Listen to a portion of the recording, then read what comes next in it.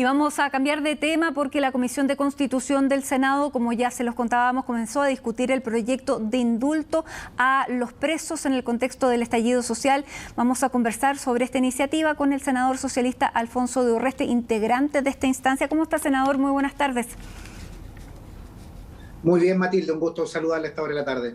Senador, ¿cuál es la disposición para abordar y para tratar esto en el Senado, este proyecto que lo mencionábamos al iniciar el programa? Han tenido bastante distintas posiciones y un variar de posiciones de los mismos senadores desde que este proyecto comenzó a plantearse hasta el día de hoy, en que pareciera haber una mayor disposición no solamente a discutirlo, sino que a aprobarlo bajo ciertas condiciones.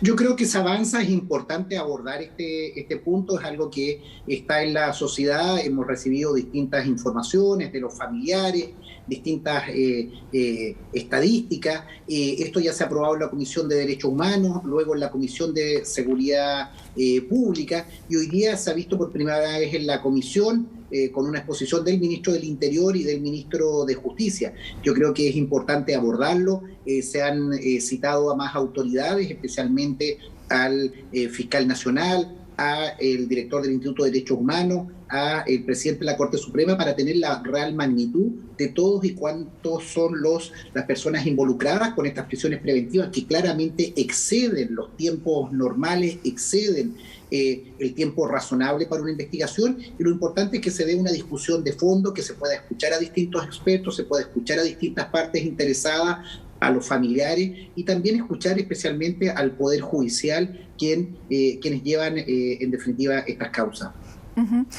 Ahora, claro, dentro de, bueno, es que hay, senador, muchísimos números además de cuántas son las personas, usted mismo lo decía, no hay claridad respecto a si son 25, 27 o son 700 como han dicho algunos. Eso además varía muchísimo la situación de la legislación, pero cualquiera sea, se pasaría a llevar un poder del Estado. ¿Qué precedente pudiera instalarse con una decisión así en el caso de ser aprobado en el Senado?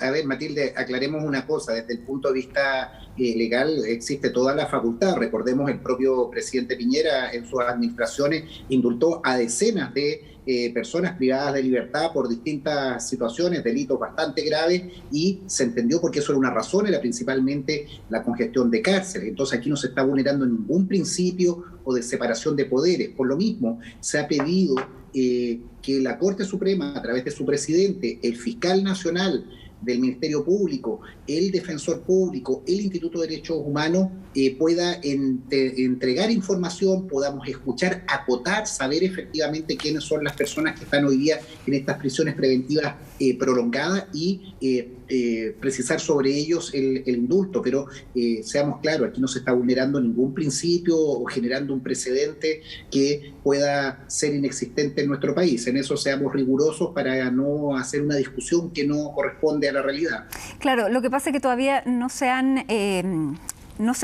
estas personas no tienen ni siquiera sentencia. Por eso la pregunta también es qué pasa con personas que están también en estas mismas condiciones, porque no solamente han sido personas detenidas durante el estallido social las que están en prisión preventiva, sino que la justicia ha sido bastante lenta en distintos tipos de delitos. ¿Qué va a pasar también con esas personas y cómo se les puede pedir una cierta celeridad a la justicia, porque una prisión preventiva de más de 1 año y medio no es justo para nadie?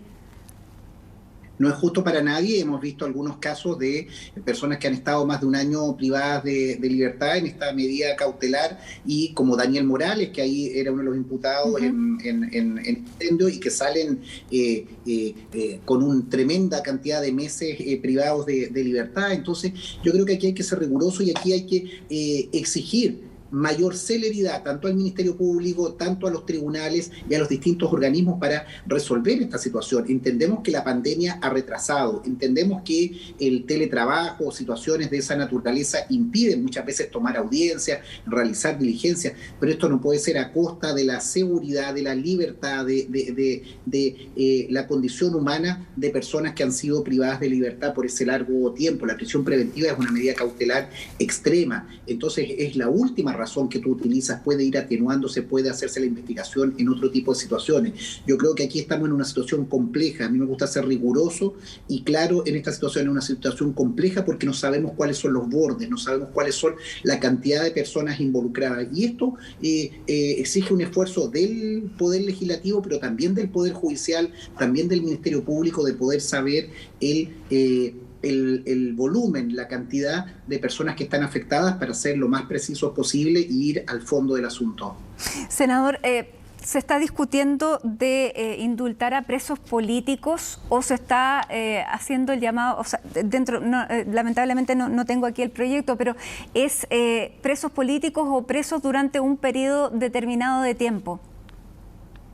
Aquí claramente estamos identificando que son personas que están presas producto de el estallido social. Claramente, hoy día una muestra evidente, tenemos instalada una convención constitucional, se ha habido un plebiscito, ha habido elecciones, estamos en un proceso inédito en nuestro país. Claramente una revuelta social, un momento de convulsión grande en el país, que en distintos lugares obviamente se cometieron delitos y hay mucha gente que está privada de libertad por esa situación, en prisión preventiva por eso. No estamos creando artificialmente una situación, estamos hablando de los hechos que principalmente se comenzaron a producir la primera semana, hacia fines del 9, 10 de octubre del año pasado. Entonces, ahí tú tienes que ser claro y preciso para poder determinar ese periodo, y es algo que precisamente le pedimos al proyecto, y hoy día fue primera vez que nosotros lo hemos revisado, ha llegado a la comisión recién hoy día, para poder precisar también cuál es el ámbito, cuál es el periodo dentro del cual las personas están privadas de libertad. Entonces, vamos a requerir toda la información, pero claramente claro, pero la pregunta es, ¿no se llaman presos políticos en el proyecto? El proyecto y los autores así lo han planteado, es prisión por actos de connotación política dentro del periodo del estallido social. Esa es la definición que el proyecto de ley lleva. Ahora, senador, usted ha sido claro en decir que se van a revisar todos los bordes de esta situación, tanto el tipo de delitos como las personas que están, el número de personas, las circunstancias. ¿Usted está de acuerdo? Además, también ahí está la diferencia si es un indulto o es una amnistía, porque cuando hay gente que todavía no ha sido condenada no se le puede indultar porque no hay ninguna sentencia. ¿Cuáles son sus límites? Yo creo que en partida el espacio de tiempo que es el estallido social, claramente ahí hay una situación clara. Hay gente que, por ejemplo, que ha sido formalizada y está en prisión preventiva por porte molotov o por desórdenes públicos, por atentados a la autoridad, por situaciones de esa naturaleza. Tú tienes que buscar un conjunto de ilícitos por los cuales se están siendo formalizados. Por eso también nos van a entregar el Poder Judicial ese conjunto de normas, porque hay distintas situaciones, durante ese periodo se han cometido distintos delitos. Lo importante es que uno comprende, que tengamos el consenso de saber que aquí estamos frente a una situación extrema, una situación de prisión preventiva abusiva, prolongada especialmente sobre jóvenes, y yo creo que en eso hay que ser claro. Ahora, en el caso de delitos que tengan una connotación mayor, porque hay personas que están siendo acusadas de asesinato, de intento de homicidio también, en el caso de esas personas, ¿usted estaría dispuesto también a incluirlas o pediría una celeridad en los juicios que los tienen en prisión preventiva? Yo creo que hay que estudiarlo, me inclino por la situación de una celeridad y también por una situación clara y precisa, en el sentido, por ejemplo, gente que no tenga reincidencia con condenas anteriores o situaciones similares anteriores. Claramente ahí hay que buscar las distintas características, pero lo importante es que la gran mayoría de la gente que está en estas situaciones está en la hipótesis primaria. La ley, el proyecto de ley no consagra estas situaciones, no lo desarrolla, es un proyecto bastante genérico. Por lo mismo queremos tener a la Corte Suprema, al presidente de la Corte Suprema, al Ministerio Público, a la Defensoría Penal Pública y también al propio Instituto de Derechos Humanos, explicando y acotando y dimensionando los delitos sobre los cuales se están haciendo estas investigaciones.